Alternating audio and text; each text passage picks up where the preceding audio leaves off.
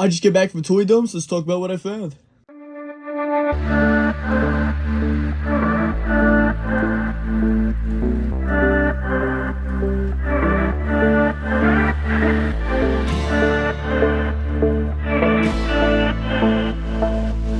Alright, I just got back from the Dawson show, Toy Dome, Toy Pleasure Dome, whatever it's supposed to be called. I always call it Toy Dome, over in Delaware. So, I hopped the bridge with a buddy of mine, and we got there nice and early, and it was a good show.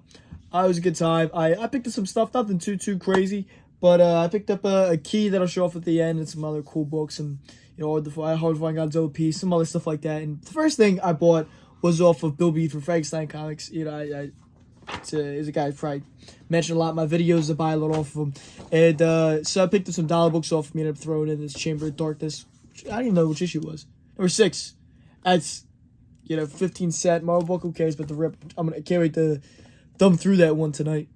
But, of course, he has his show called up Chud. And what is that? What is September 17th?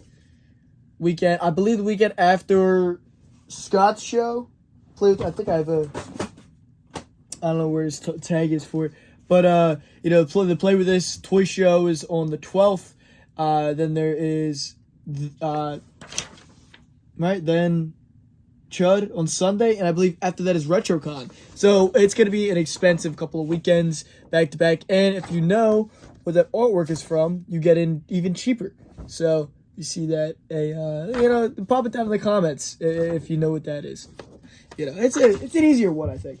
But we'll talk about what I picked up off of Bill. I picked up some mostly reader books, mostly some books to thumb through, like the Search for Swamp Thing #1. I picked up #3 recently, so I figured, and it's only 3 issues, so if I'd find the other 2, I'd give it a read. This Samurai Compendium book, or Completion book #2. I know this is some of the, a low printed book, and it's just something to thumb through. So for $1 or whatever I paid, why not? It's also Michael Turner Spider-Man cover from the Marvel Knights run from the other story. Godzilla vs. Mighty Power Rangers B cover. I can't remember if I have this one or not. I think I do now in retrospect, but I've got it. Death-Flying Devil, based off of the Daredevil from the 40s. Dynamite first issue there. I just picked up one of these not that long ago, but I got a Japanese X-Men. I believe it was Marvel Imports. But this is pretty cool. I actually picked up one of these recently off of Stormwatch in their dollar bin. I think I actually have it right here. There it is. So I picked this up recently off of Stormwatch in their dollar bins. So I got that one, which actually is a different company. Because it does say Marvel Imports on there. It's all Japanese. But this one is a little Japanese, a little bit English, actually. So I wonder if this was more for people who speak English in Japan, maybe, visit. I'm not exactly sure. I'm going to have to open up and find out. But I thought that was kind of cool for $1. And then I picked up, I got a small stack of books here. Uncanny X-Men 345, First Appearance of Maggot. Little First Appearance. Probably that's 26 as I finish out that run. That's a great one to read. X-Men Deadly Genesis. This is a great set to put together. It usually sells for a couple $bucks if you get all 6 of them. So whenever I see them, I just grab them and I build runs and then, send what I can. Saga of the Crystal Warrior #6. Looking for the run. Newsstand there. Captain Atom 42, First Appearance of Death in Comics. Technically, Death's got like a dozen first appearances. The Lost Planet #1 by Eclipse. Got this awesome cover. There was something about this book that really caught my eye. I like the artwork on the inside. It's very Neanderthal from McFarlane inspired. Oh, it looks something like McFarlane, but I can see the inspiration. But it just caught my eye, so I figured something to thumb through. John Carpenter, Snake's Pilskin Chronicles #2. This is the B cover. Yeah, B cover. So that was cool for $1. I love John Carpenter. Weave World was 3. Yeah, the Clive Barker book.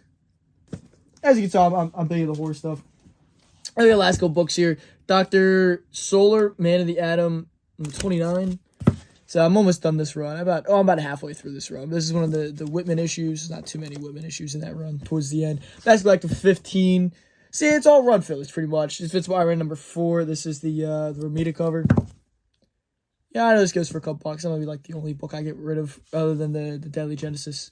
So the New Gods #17. This is when they could continue that New Gods series later on. and under the Return of the New Gods line. Frank says Death Dealer number 4. I started buying these, and then I stopped, and then I started reading them at the store, and they're awesome. So now I'm re-hunting them back down. And then the Saga of Ra's al Ghul by Denny O'Neil and Neil Adams. Big Neil Adams guy. So I always pick up the album stuff when I see it.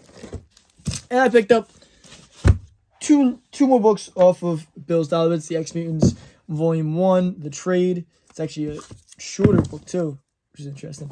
But I picked that up, and this Innovation Sherlock Holmes book. I don't even know why I bought this, but I like some of the random innovation stuff.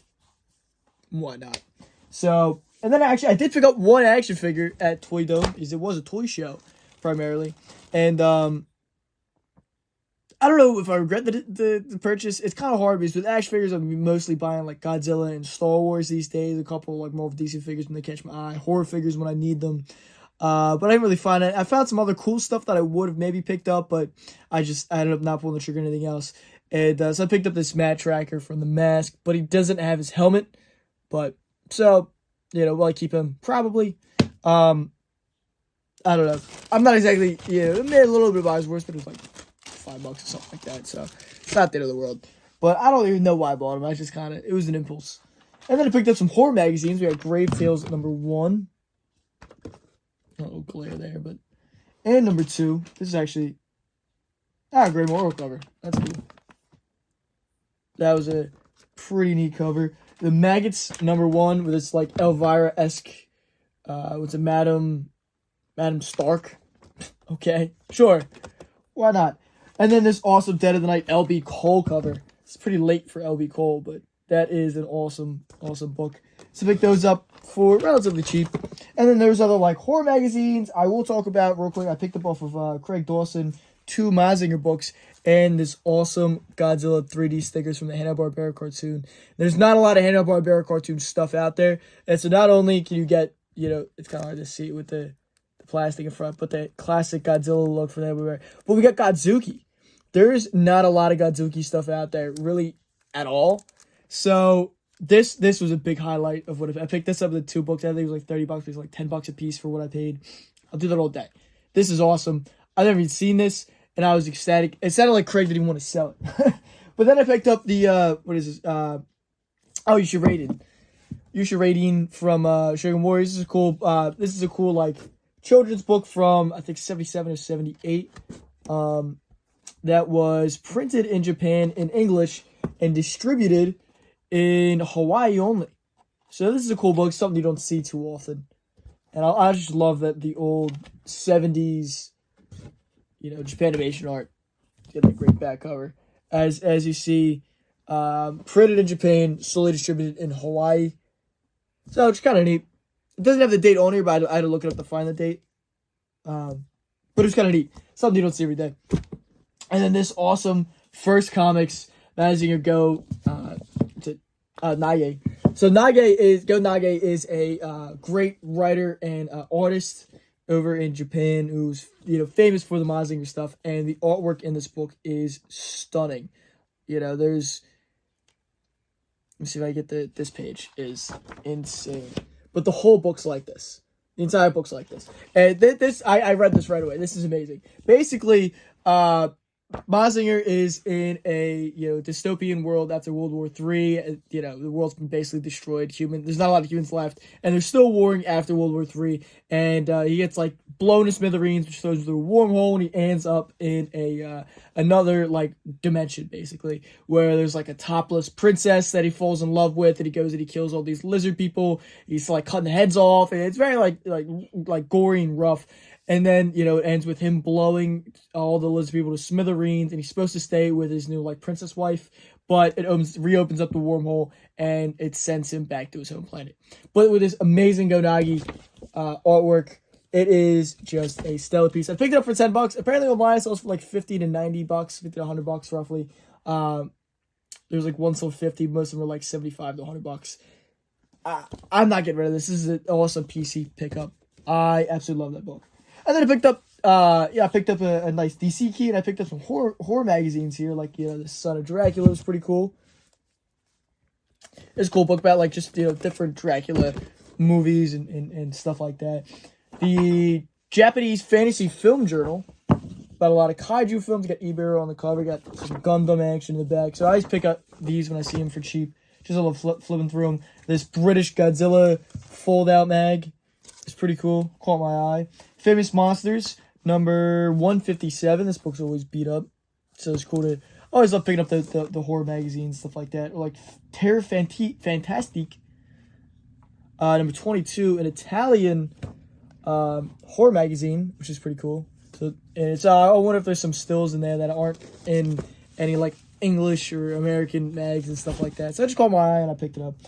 Fantasy Films. This is one of the earliest things for behind the scenes on Alien. I believe this might be the first time the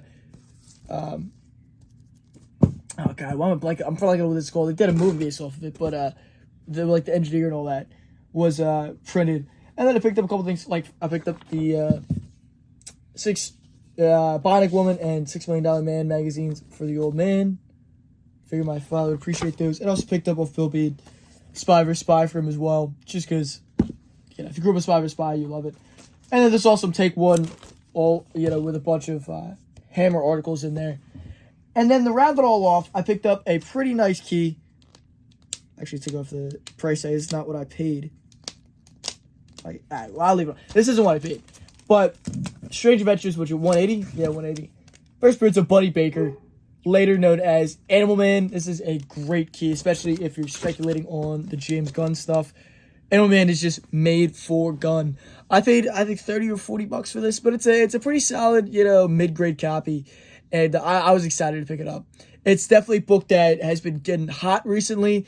It's been tough to find any copies really at all. And again, this is a book that a lot of guys are specking on for James Gunn because he's been a goofy character. He's got a great long running, like 60-something issue series. I have the first half of it, which is pretty fun series. And so there's a lot of adaptive material that I think is really up James Gunn's alley.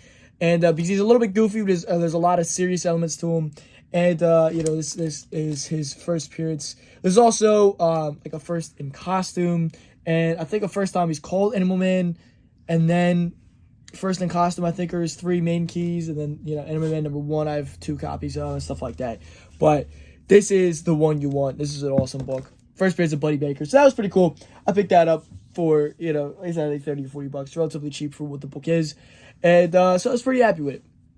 Overall, it's a good show. Check out Toy Dome when it comes around. It's always every couple of months. I don't think it's monthly, but it's every couple of months. I try to make it there. I don't always do, but if there's I was debating going to Maryland, but I ended up just going back to Delaware for second week in a row. I was there last week for first day Comic-Con. Check out my video for that if you haven't already. If you aren't already, follow me here and on Facebook and Instagram for more daily content. I put up shorts here every single day, 2 to 3 times a day, about new news and announcements, comics I'm flipping through, all kinds of stuff like that. So make sure you're checking that out. Talking about rumors and script leaks and plot leaks and stuff like that.